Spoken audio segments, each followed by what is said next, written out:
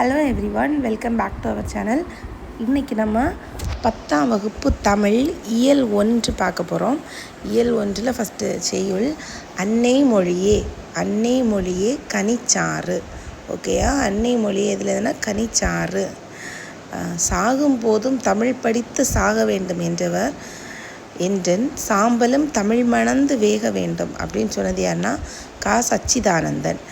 சாகும் போதும் தமிழ் படித்து சாக வேண்டும், சாம்பலும் தமிழ் மணந்து வேக வேண்டும். சாகும் போதும் சச்சிதானந்தன் ஞாபகத்தில் வச்சுக்கோங்க. பாவலரேறு அப்படி அழைக்கப்படுவர் யாருன்னா பெருஞ்சித்திரனார். பாவலரேறு பெருஞ்சித்திரனார். தென்மொழி தமிழ் சிட்டு இந்த இதழ்கள் மூலம் தமிழ் உணர்வை உலகெங்கும் பரப்பியது பெருஞ்சித்திரனார்.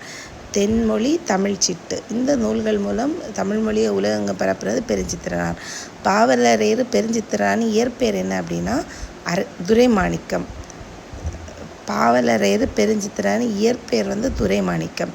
இவரோட நூல்கள் உலகியல் 100, பாவிய கொத்து, நூறாசிரியம், எண் சுவை 80, மகபுருவஞ்சி, பள்ளிப்பறவைகள். இவரோட திருக்குறள் தான் இவரோட திருக்குறளின் மெய்ப்பொருளை தான் தமிழுக்கு கருவூலமாக அமைந்துள்ளது. தமிழுக்கு கருவூலமாக அமைந்துள்ள திருக்குறள் மெய்ப்பொருள் எழுதினது யாருன்னா பாவலரேறு பெருஞ்சித்திரனார்.